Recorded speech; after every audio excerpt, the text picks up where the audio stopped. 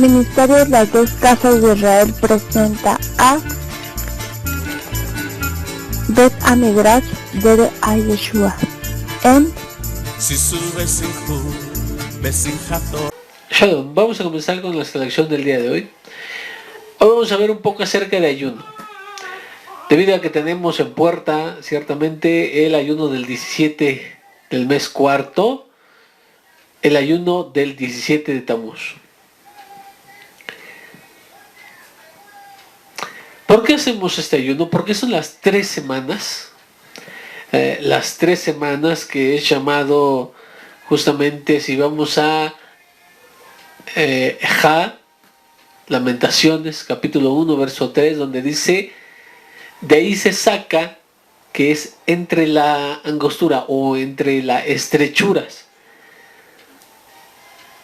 En Ametzarim, entre las estrechez, entre la angostura. Ahí encontramos justamente el término entre la angostura. Y estas 3 semanas se llaman así. Estas 3 semanas donde empezamos con el 17 de Tamuz, que se alargan en 3 semanas hasta a finalizar con el 9 de Av. Inicia todo esto. Siempre fue épocas de desgracia, tiempo de duelo y de tragedias, ¿verdad? Para el pueblo de Israel. Y por eso precisamente fue puesto por los Jajamín como un tiempo para hacer duelo, por todo lo que acontece y termina con la destrucción del Bet HaMikdash, del Sagrado Templo en Jerusalén, 2 veces,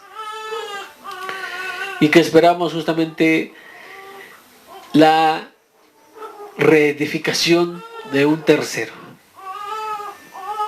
Bueno, vamos a tocar 5 cosas, solamente tocar, porque nos vamos a enfocar, supongo yo, en la primera o en la segunda. ¿Qué es lo que sucede en estos días? Lo primero que sucede en el tiempo bíblico, el tiempo que Moshe rompe las tablas, las Luchot HaBrit, las tablas del pacto, fue un 17 de Tamuz. Las murallas de Jerusalén también fueron rotas. La segunda vez, el 17 de Tamuz, cuando Tito conquista a la ciudad real. La primera ocasión es en el 9 del mes cuarto, y es a mano de Nebuchadnezzar, Nabucodonosor. Antíoco Epifanes profanó el sagrado templo de Jerusalén. Antíoco Epifanes profanó el sagrado templo de Jerusalén poniendo un ídolo. También sucede en esta fecha. Durante el sitio de Jerusalén, el Corbán Tamid, el Corbán continuo, se interrumpió. También fue un 17. Apostomos, el emperador romano, dio orden de quemar un Sefer Torah. Son las 5 cosas que sucedieron, o las 5 desgracias por las cuales nosotros ayunamos. Es preciso decir que estos ayunos están registrados en el Tanaj. No son ayunos derivados de lo que es la Torah. No. Estos ayunos se llaman ayunos de Jajamim, el ayuno de los sabios. De manera que sabemos que fueron los sabios quienes lo instituyeron. Pero hay registro bíblico de que estos se seguían desde los tiempos de los profetas. Si no se han aprendido la cita, ¿cuál es la cita de la cual deriva todo esto? 8:19 de Zacarías. Zacarías Naví, el profeta Zacarías registra así: y dice Elohim de los ejércitos, el ayuno del mes cuarto, el ayuno del séptimo y el ayuno del 10º serán para la casa de Judá alegría, regocijo y festividad. Por lo tanto, amad la verdad y la paz. Entonces tenemos el ayuno del cuarto mes, dice, el ayuno del quinto mes, el ayuno del séptimo y del 10º. En el ayuno del cuarto mes es el que vamos a hablar justamente el día de hoy. Y ya empezábamos a explicar qué sucedieron en estos días. Qué desgracia sucedió en estos días. El ayuno del cuarto mes es el 17. El ayuno del quinto es el 9, Tisha B'Av. El ayuno del séptimo es el 3, Tzom Gedalia. Y el ayuno del 10º, Asara B'Tevet, es el día 10. Bueno, entonces sabemos que es de Jajamim. Primer asunto, es de Jajamim. La gran mayoría cree que porque algo es de los Jajamim no se debe de seguir. Que porque es algo que instituyeron los sabios, no debe acatarlo Israel. En el caso de nosotros, mesiánicos. Pues entonces nos está diciendo que todos los que están en registros bíblicos se equivocaban, puesto que ellos seguían los ayunos impuestos por Jajamim, por los sabios. Y ahí tenemos, y entonces la promesa de Hashem que dice, si tú que estás guardando estos días de duelo, de tristeza y ayuno, se van a convertir en días de festividad, de alegría. ¿Cómo? Cuando lo estás guardando. Si tú no lo estás guardando, no se va a convertir para ti en día de fiesta. Por tanto, primero que debemos destacar, que a pesar de que no son emanados directamente de la Torah, pero al tener la autoridad de los Jajamim, entonces se vuelve obligatorio para el pueblo de Israel. Se vuelve obligatorio para todo aquel que guarda Torah. ¿Por qué? Porque Hashem mismo reconoció y dio promesa, por ejemplo en este caso, de quienes estuvieran ayunando y siguiendo estos 4 ayunos, esos 4 ayunos iban a convertirse en el día de fiesta y alegría para esa persona. Pero primero entonces debemos de entristecernos y de ayunar en esos días. Y veíamos las 5 cosas que sucedieron en esta ocasión, más bien en esta fecha. Y voy a tocar las 2 primeras. Las 2 primeras... No, vamos a tocar primeramente las tablas que fueron rotas. Muy bien, vamos a hacer un recuento de lo que sucede ese día, ese trágico día. Bien, el pueblo de Israel es sacado de Egipto y llevado posteriormente, saltándome todo lo demás, hasta el monte Sinaí. En este monte el pueblo de Israel recibe la Torah. Su fecha exacta, hay de hecho discusión en la Gemara. Nosotros lo tenemos como el 6. El 6 de Sivan. Bueno, de ahí. Y le dice a Hashem, sube.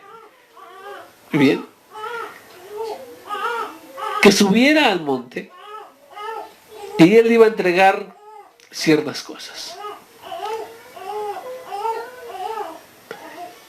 Las tablas, la Torah, las Misbot, y él sube él sube y él recibe en 40 días la Torah. Cuando regresa, al momento de encontrar Moshe a su Talmid, Yehoshua Binu, Yehoshua le dice, mira, ahí parece que hay gritos de guerra entre el pueblo, en la congregación. Moshe le dice, no es el grito de fuertes, ni el alarido de débiles, sino de danzas escucho yo. Y descienden. Cuando desciende Moshe del monte, encuentra a Kelal Israel, a la congregación de Israel, adorando a un becerro.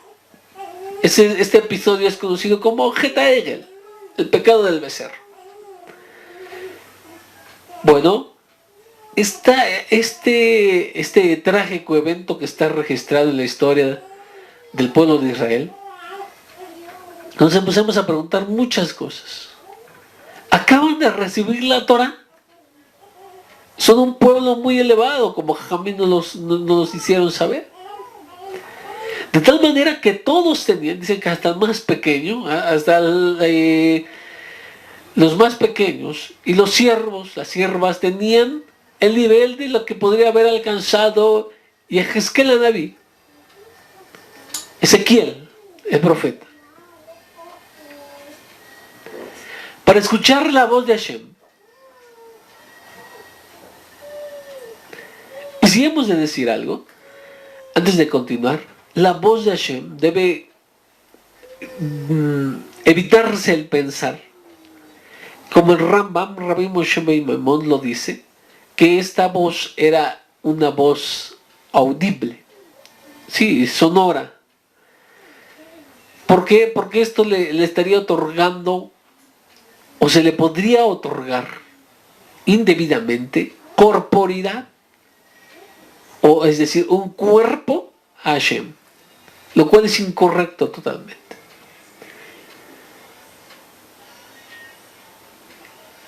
Ahora,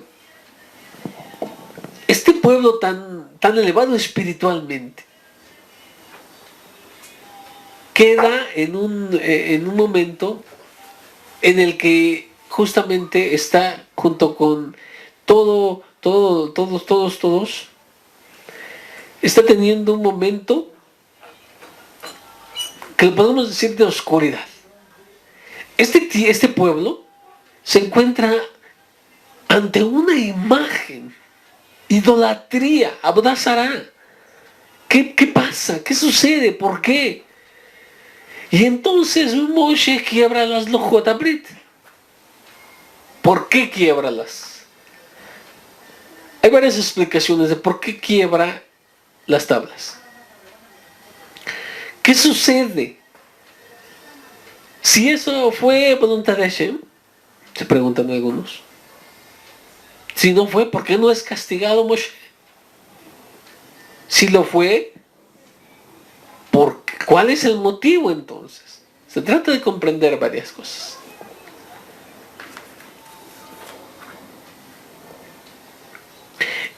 Y precisamente al analizar el ayuno del 17 de Tamuz, en el cual ocurrió esta tragedia, debemos de ver un poco acerca de esta tragedia.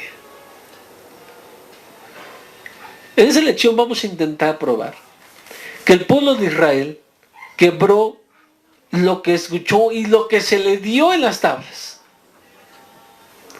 Es decir, las Aseret Dibrot, los 10 mandamientos. ¿Cómo? Bueno, vamos a intentar explicar esa parte.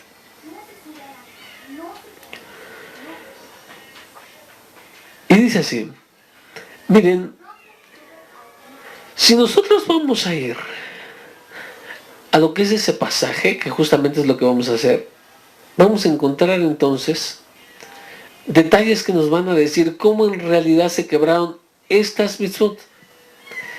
Que como ya hemos explicado en otro video, en el video acerca de que hablamos de Shabbat, estas 10 mitzvot, de las Aseret Dibrot, más bien las 10 palabras, tienen o contienen en resumen, o la esencia de toda la Torah, que de ahí se parten todos los 613 mitzvot. Y también lo veíamos en otras clases más, acerca de cómo esto no solamente es la leche, que lo explicábamos en algún lugar así, sino que también es parte de lo que puede el veneno, los venenoaj, los hijos de Noé, los temerosos de Elohim, el que también es conocido como el Ger Toshab, cuando residía en Israel. Entonces, ellos se pueden adherir a cumplir estas 10 mismos porque son, por así decirlo, resumen, son aquello que podemos decirlo, sintetizar los 613 mitzvot. Y por eso quiero que vean el video, ¿no? Pueden ver el video. Muy bien, vamos a repasar entonces cuáles son las aseret de Brot. La mitzvah número 1 es: yo soy Hashem Todavín que te saqué de la tierra de Egipto. Segunda es: no tendrás Elohim Ajerim. No tendrás dioses ajenos delante de mí. El número 3 es: no tomarás el nombre de Hashem Todavín en vano. El cuarto es: vas a guardar el Shabbat, recuerda el Shabbat. Y en esto dice: recuerda el Shabbat. ¿Cómo recordamos el Shabbat? ¿Cómo se recuerda? ¿Cuál es lo que nos enseñaron aquí Jamín? Que esto es Kiddush. Recordarlo con palabras. Kiddush. El Kiddush es el precepto de la Torah. El pan fue añadido por los Jamín. ¿Cómo se hace el Kiddush? Nos enseñaron nuestros sabios que se hace en una copa de vino, sobre una copa de vino. Pero eso es lo que expresa la cuarta mitzvah. Quinta, que ya hablábamos acerca del orden. Unos decían que se podría hacer 4 y 6.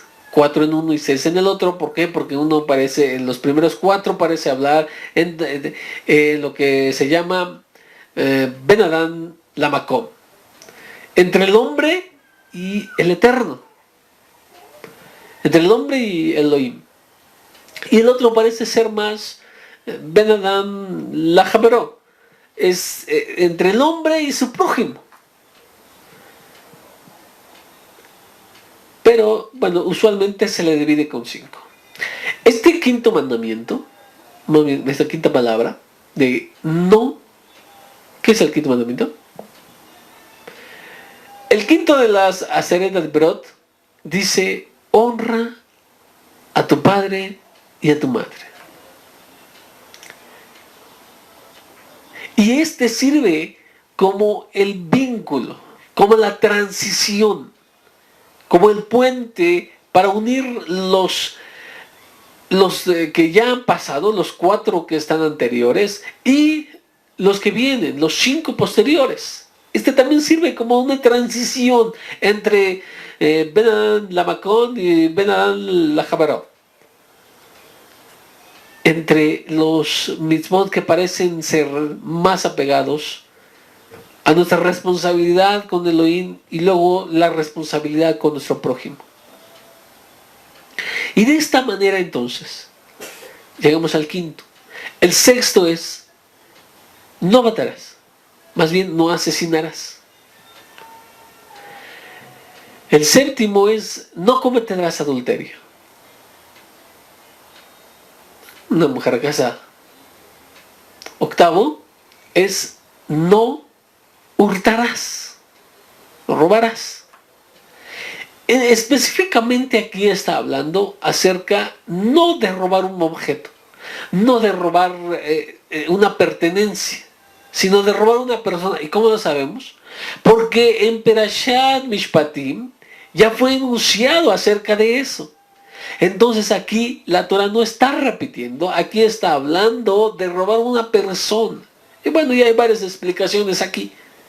Pero en fin, no robar. Ese fue el octavo. El noveno es no des falso testimonio. Obviamente en un juicio. No des falso testimonio contra tu prójimo.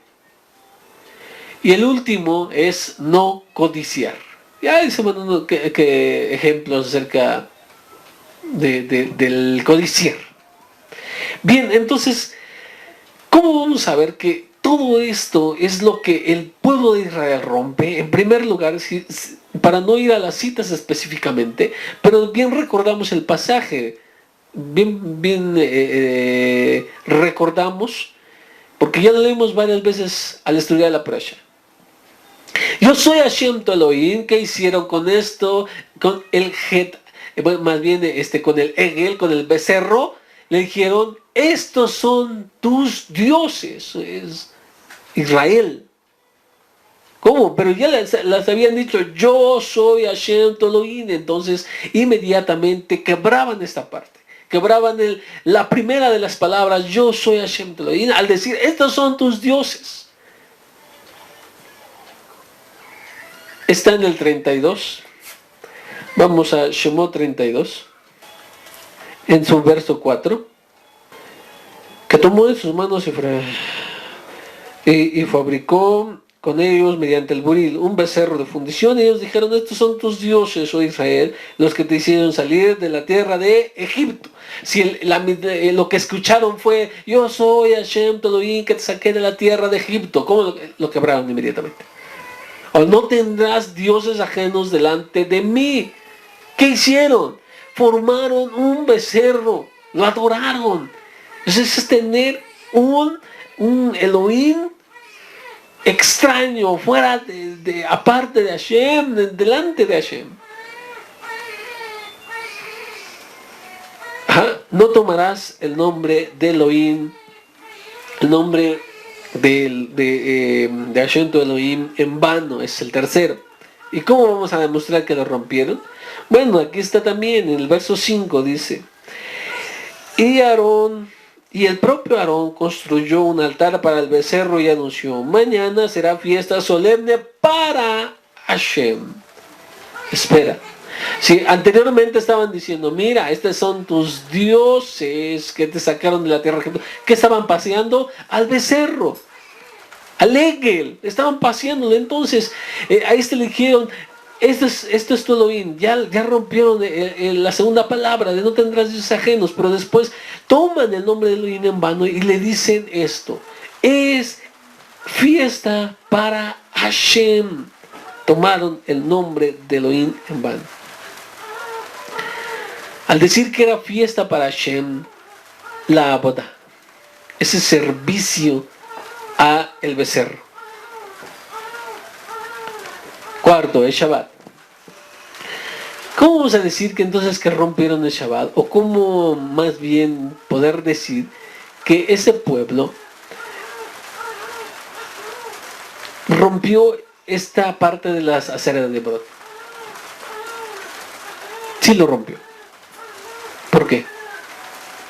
Porque la esencia de Shabbat, no, hay dos cosas que son el propósito de Shabbat. Uno lo dice en Shemot 20, y luego el otro lo dice en Devarim, capítulo 5, cuando vuelve a repetir. El primer propósito es, dice, para y guardar ese Shabbat, y guardar el Shabbat, dice, porque en 6 días hizo el Eterno Elohim, la tierra, el cielo y todo lo, bueno, en fin. Entonces, la creación, Briaolam, la creación del mundo. Ese es uno, recordar el propósito del Shabbat. Uno de ellos es, como lo enuncia la Torah, la creación. Recordar que hay un creador. Y el segundo propósito está en Devarim 5:15, donde le dice que se va a guardar el Shabbat, pero da una razón diferente. Ahora no dice Briaolam, no dice la creación del mundo, sino dice que es el propósito. Acuérdate que fuiste esclavo en la tierra de Egipto y Hashem te sacó. Entonces el segundo propósito es recordar que fueron esclavos y que Hashem los sacó. Pero el pueblo de Israel dijo, estos son tus dioses que te sacaron de la tierra de Egipto. Están entonces rompiendo una de las partes de la esencia de Shabbat, que es recordar que fuimos esclavos en Egipto y que el Eterno fue el que nos sacó de tierra de esclavos, siendo esclavos. Quinto, honrar al padre y a la madre. Y para esto sí vamos a necesitar ir justamente a la cita. Todos hemos dado versos donde nos apoyamos. Si no anotaron, Deuteronomio capítulo 5 verso 15 es donde dice precisamente que debe ser en un propósito de Shabbat, debe ser el que lo sacó de la tierra de Egipto. Es más, voy a leerlo de manera que quede muy bien explicado, muy bien entendido por cada uno de nosotros. Capítulo 5, en su verso 15, dice de esta manera, dice, acuérdate de que fuiste esclavo en la tierra de Egipto y que el Eterno tu Elohim te sacó de ahí con mano poderosa y con brazo extendido, y por consiguiente el Eterno tu Elohim te ordena que guardes el día de Shabbat. Consúltalo en la escritura que tengas. Y para finalizar también me gustaría en lo que es Ben Adán Lamacón, entre los primeros cinco palabras que son acerca de la responsabilidad del hombre hacia con Elohim. Malachi Naví capítulo 1 verso 6 dice de la siguiente manera: un hijo honra a su padre y un siervo a su amo. Si yo soy pues padre, ¿dónde está mi honra? Y si yo soy amo, ¿dónde está mi temor? Dice el Eterno de los ejércitos, vosotros, los sacerdotes, que despreciáis mi nombre y decís, ¿dónde hemos despreciado tu nombre? Y aquí vemos que en primer lugar se refiere a Abin, nuestro Padre. Él es nuestro Padre, Hashem. Y por eso honra a tu padre y a tu madre. En primer lugar está diciendo honra a Hashem. Luego nos dice también que es honrar literalmente a nuestro padre y a nuestra madre, es cierto. Y de ahí también viene otro, que es el que nos enseña Torah, que también nos da la vida y es considerado nuestro padre, es honrar, por así decirlo, al que nos enseña Torah, nuestro maestro. Por eso es que les decía, esta palabra sirve como transición entre los mandamientos que son plenamente para Hashem, o entre el hombre y Hashem, para llegar a lo que va relacionado entre el hombre y su prójimo. Sexto, no matarás. ¿Y cómo vemos que donde quiebran el no matarás? En Shemot capítulo 24, verso 14, voy a leer desde el 12 para que se entienda, y dijo, y le dijo el Eterno a Moshe, sube hasta mí, hasta el monte, y espera allí, que yo te daré las tablas de piedra con la ley, con los preceptos, y que deberás enseñarles. Y se levantó Moshe y su ayudante Yehoshua, y subió Moshe al monte de Elohim. Y les dijo a los ancianos, esperanos aquí hasta que volvamos, y tendréis a Aarón y a Hur con vosotros para dirimir vuestros pleitos. Estamos ya subiendo y les recuerda, aquí está Aarón y aquí está Hur. Y ellos van a estar para cualquiera de los pleitos. Ellos consulten, ellos se quedan acá. Muy bien. Y entonces la pregunta, ¿qué pasó con Hur? ¿Qué pasó con Hur? En el episodio del Getay Egel, del pecado del becerro, encontramos que Aarón sí es excelente. Bueno, y también surgieron varias dudas. Las personas se preguntan, oye, ¿y qué pasa? ¿Por qué Aarón hace esto? ¿Qué le sucede a Aarón? ¿qué hace el becerro? Se sabe que el pueblo va a adorar a este becerro, o que más bien lo pide para adorarlo. ¿Y Hur? ¿Dónde está Hur? Bueno, el Midrash nos contesta esta pregunta. Y el Midrash dice que en el momento que el pueblo empieza con lo que es este penoso episodio del becerro de oro, Hur se niega y reprende justamente al pueblo de Israel. Pero el pueblo de Israel, este pueblo empieza a decaer aún más, porque la idolatría le llevó a más. Y esto fue asesinar a Hur. Por así decirlo, lo lincharon. Lo mataron porque no aparece Hur. Entonces el Midrash nos dice que en ese momento matan a Hur, y cuando Aarón ve que el pueblo mató a Hur por haberles dicho la verdad, que no era correcto, de que no hicieran esta gran maldad, entonces pensó, sí es cierto, si le hicieron esto a Hur, obviamente me van a hacer lo mismo. Entonces él piensa en unas alternativas, de modo que pudiese llegar Moshe para parar esto. Por eso una de las cosas que dice es, no va a ser, es fiesta para Hashem el día de hoy, sino dice el día de mañana, esperando que el día de mañana Moshe regresara, Moshe descendiera del monte. Ahora, otra cosa que hace es pedirle los zarcillos, los anillos, lo que era cerca de las mujeres. Es más difícil que una mujer se desprenda justamente de sus joyas y de sus alhajas y de todo esto. Y entonces todo esto fue planeado por Aarón para que el pueblo se detuviera un poco, y lo más bien lo detuviera, atrasara esto con esperanza de que Moshe regresar. Como decíamos entonces, el pueblo de Israel también quiebra esta parte.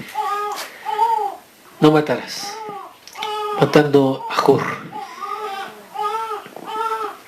No cometerás adulterio. En no cometerás adulterio tenemos en Shemot capítulo 32 verso 6, donde dice de la siguiente manera. Y vamos a apoyarnos en una traducción del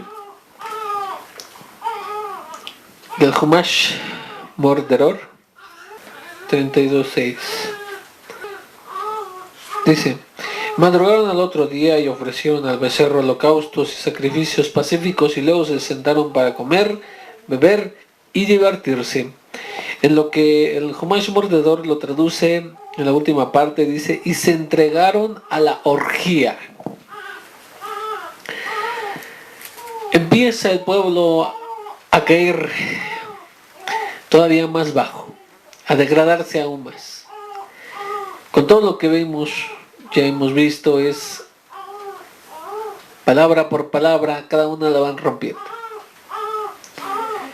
Y el adulterio no es la excepción. La adoración a este becerro provoca dice que se levantaron a regocijarse o a divertirse. El pueblo empieza en este festejo que hace, en esa celebración, empieza a justamente a mirar a la mujer de su prójimo, y empieza obviamente a codiciarla, con lo cual ya rompían la décima palabra de la sacera de Debrot. Con esto entonces vemos que posteriormente ellos llegan incluso a el adulterio. Y aquí vemos todavía uno más: el falso testimonio. Aunque el falso testimonio aquí literalmente es, o bueno, más bien el sentido pesado, o a lo que se refiere el texto aquí, es a ser un testigo en un juicio, un testigo falso, pero en un juicio.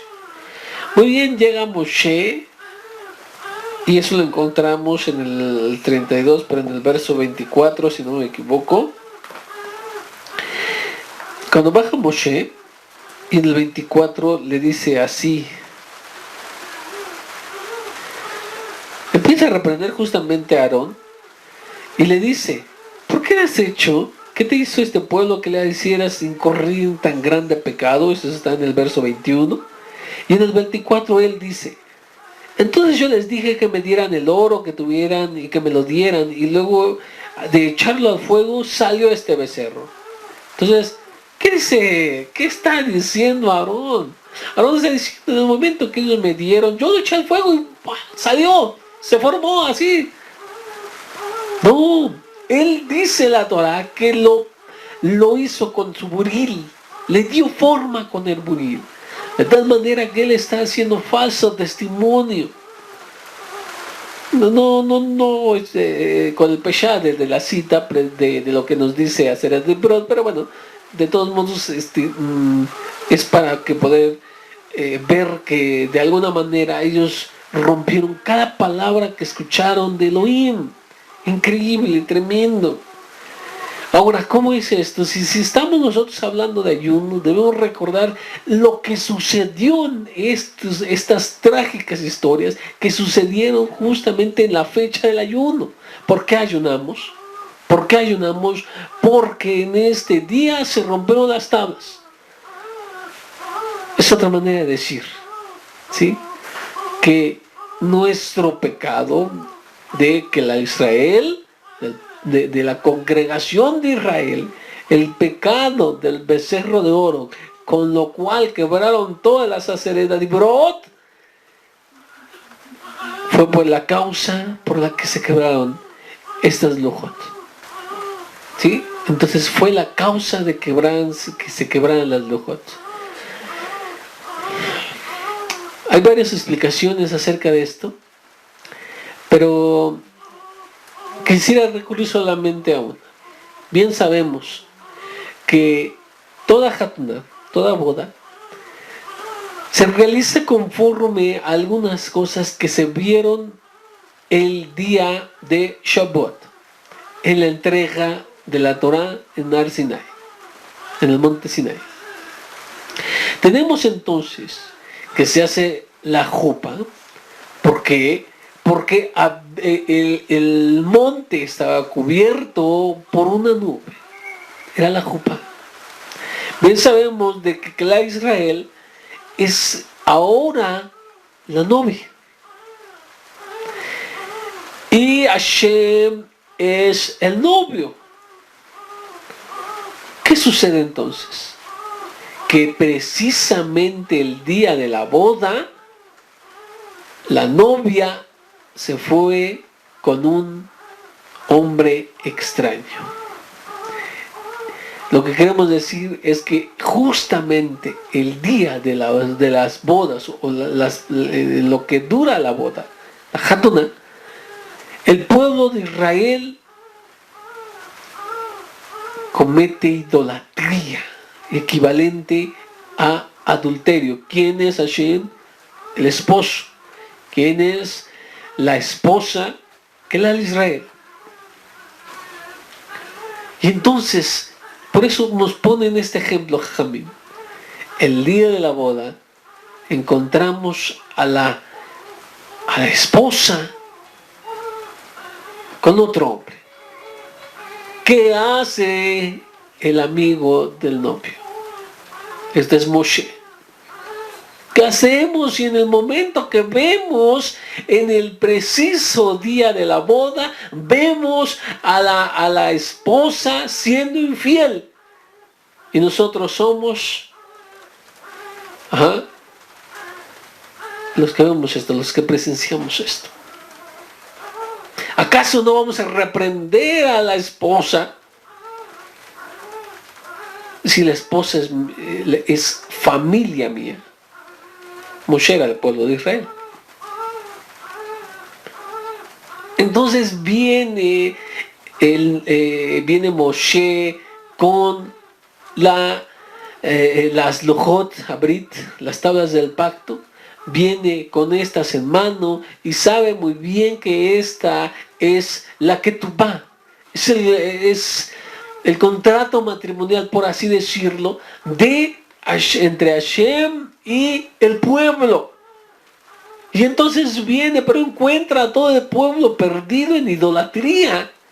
Encuentra al pueblo haciendo toda clase de cosas. Tremendo. Y entonces dice, no merecen este contrato matrimonial. ¿Por qué? Porque la novia, porque la esposa ya está con otro hombre, justo en el día de la boda. No lo merecen. Se acabó. Lo rompe. ¿Sí? Y entonces, ¿cómo funciona para nosotros el día de hoy?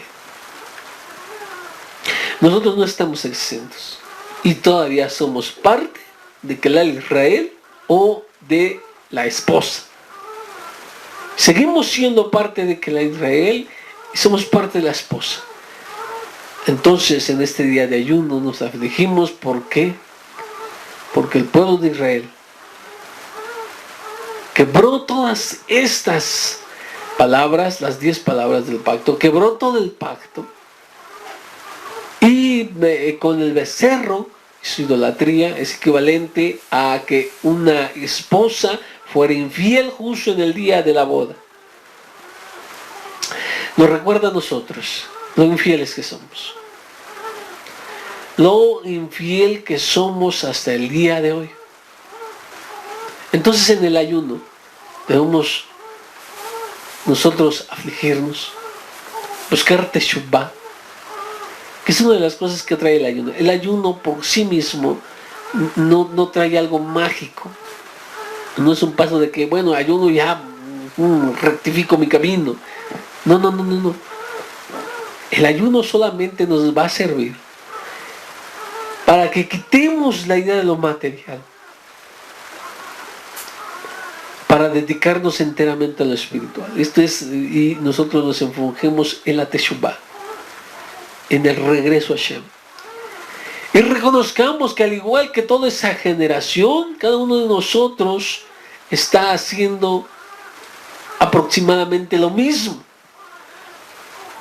Que Hashem sigue siendo esposo, que el Al Israel sigue siendo la esposa, y que el Al Israel sigue siendo infiel de alguna manera. Ahora no hay Egel, no hay un becerro de oro, pero hay muchas otras cosas que ha traído precisamente igual la misma infidelidad. En este día de ayuno, entonces, les quiero compartir y decirles, en el 17 del mes cuarto, en el ayuno de Tammuz, vamos a empezar a afligirnos y a buscar Teshuvá. Porque al igual que ellos, nosotros llenamos su medida, igual que lo dijo el Mashiach. Mashiach dijo, ustedes llenan la medida de sus padres. Igual que ellos. Inclusive hasta perro. Somos más infieles todavía. Ayunando, dejando lo material. Empecemos entonces a buscar lo espiritual. El ayuno, repito, solamente nos sirve para dejar lo material, lo terreno, lo perecedero, y enfocarnos en lo espiritual, en lo que va a trascender precisamente.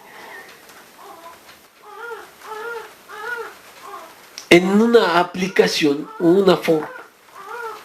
Ciertamente no hemos colocado un ídolo y postrarnos ante él. Tal vez la mayoría no ha asesinado a otra persona. Tal vez muchos otros puedan decirme que no han adulterado literalmente. Y así. Pero cada una de estas entonces sí se ha sido rota. Porque la Torah es una también. Y por eso, y querida Jacob, la carta de Jacob conocido como Santiago, nos dice que si nosotros quebramos en un punto, somos culpables de todo.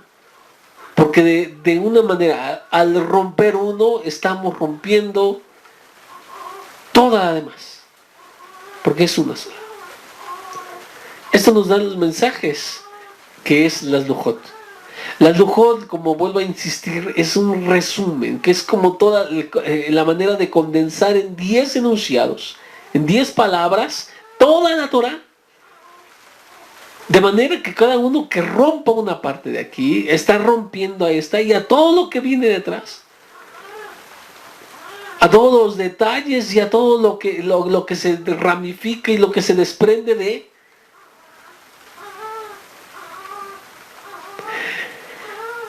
Entonces, el ayuno del 17 de Tamuz nos recuerda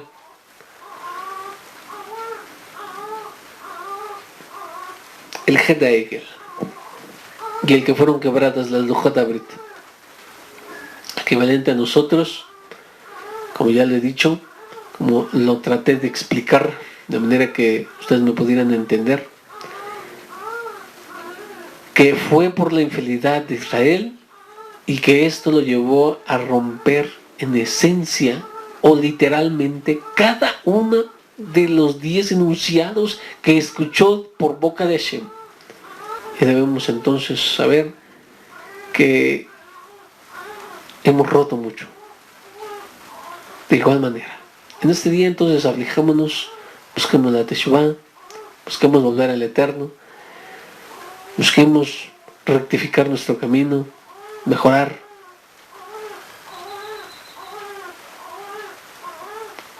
Para que no vuelva a ocurrir algo como esto. Bueno, yo creo que vamos a dejarlo así el día de hoy. La próxima vez tocaremos algunos de los 4 puntos restantes. Hoy solamente pudimos abarcar uno. Que las tablas fueron rotas. Las otras 4 las estaremos tocando el próximo año. O si el Eterno quiere antes.